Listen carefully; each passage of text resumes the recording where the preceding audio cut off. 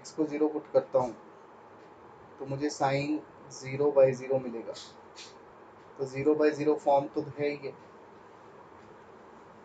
लेकिन अगर साइन के एंगल में ax है तो डिनोमिनेटर में भी ax चाहिए था। So we will have to make this arrangement. तो हमने क्या किया, साइन ax को ax से मल्टीप्लाई ax से डिवाइड कर दिया, नीचे bx था वो ऐसे कैसे ही रखा। Now this is complete, this is 1, x से x कट गया, put the limit.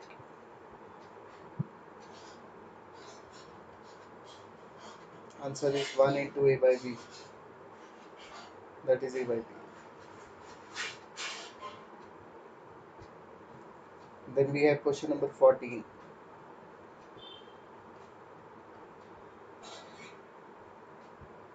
Limit x approaches to 0, sin ax by sin bx. So हमने पढ़ा हुआ है अगर दो फंक्शंस डिवाइड हो रहे हों तो दोनों पे अलग अलग लिमिट लग जाती है, यानी sin ax पे अलग। एक क्वेश्चन ये हो गया न्यूमरेटर में, एक क्वेश्चन हो गया डिनोमिनेटर में। अब देखिए 0 का पोटेंशियल है, sin x की वैल्यू 0 रखूंगा तो साइन 0 0 है, यानी 0 का पोटेंशियल है, 0/0 का पोटेंशियल तो है, लेकिन ax को डिनोमिनेटर में क्या चाहिए, साइन ax को डिनोमिनेटर में ax चाहिए। तो बेटा ax से मल्टीप्लाई ax से divide. In the same way अगर मैं x को 0 रखूँगा तो साइन 0 आ रहा है, यानी 0/0 का पोटेंशियल है, बट डिनोमिनेटर में। अगर साइन के पास bx है तो इसको अपने डिनोमिनेटर में bx चाहिए, इसलिए bx से मल्टीप्लाई bx से divide. Again the same thing will happen, this will become 1, this will become 1, x cancelled with x. When you write, put the limit, answer is a/b, 1/1 a/b. So a/b is the answer.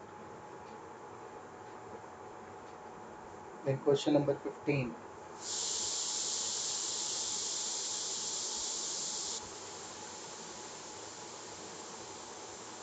It says limit x approaches to pi.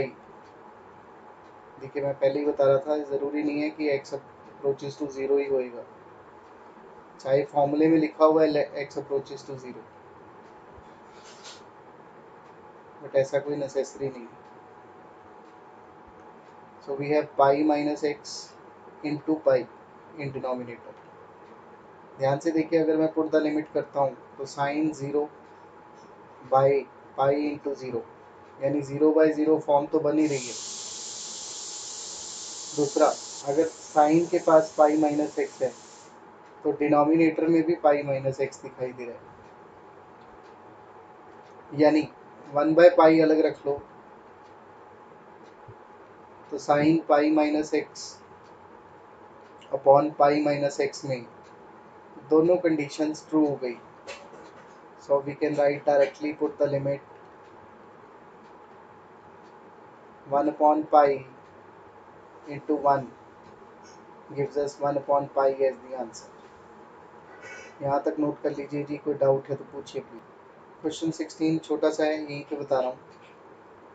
Limit x approaches to 0 cos x upon pi minus x. तो cos x के लिए तो कोई formula है ही नहीं, you can start by direct substitution. Put the limit किया मैंने, x को 0 डाला तो बना cos 0 अपॉन पाई माइनस 0। बेटा cos 0 होता है 1, पाई माइनस 0 होता है पाई, सो 1/पाई is the answer.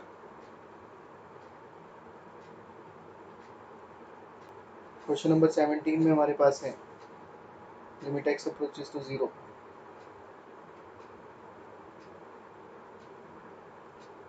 cos 2x minus 1 upon cos x minus 1।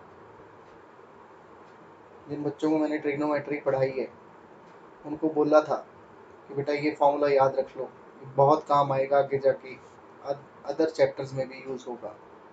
तो किसी को याद है 1 minus cos 2x direct formula लिखवाया था? चलिए याद नहीं है तो लिख लीजिए 2 साइन स्क्वायर एक्स। ये चार फॉर्मूले बहुत काम आते हैं बेटा।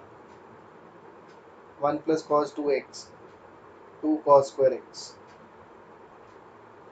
1 minus sine 2x this is cos x minus sine x whole square.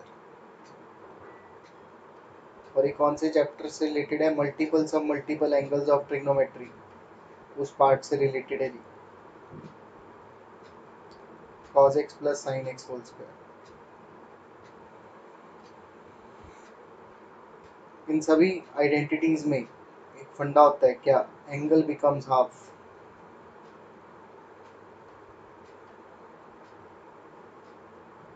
मतलब अगर यहाँ 2x है तो आगे x ये है। अगर यहाँ 4x होता तो आंसर में 2 साइन स्क्वायर तो आना ही आना था, लेकिन 4x का हाफ यानी 2x आना था। अगर यहाँ 7x होता तो आंसर में 2 साइन स्क्वायर तो आएगा ही आएगा, लेकिन आंसर में जो एंगल बनेगा वो बनेगा 7x/2। ऐसे ही 1 माइनस कॉस एक्स अगर पूछ लूँ तो क्या आंसर होना चाहिए?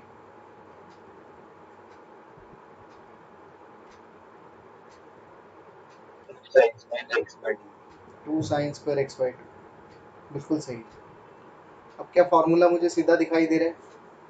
सर अगर मैं -1 कॉमन ले लूँ न्यूमरेटर से तो ये बन जाएगा 1 माइनस कॉस 2x। -1 कॉमन ले लूँ डिनोमिनेटर से तो बन जाएगा 1 माइनस कॉस x। अब मुझे ये फॉर्मूला डायरेक्ट दिखाई दे रहा है नाउ। पर मैं फॉर्मूला क्यों लगाऊं? मैं तो पहले डायरेक्ट सब्स्टिट्यूशन करूंगा।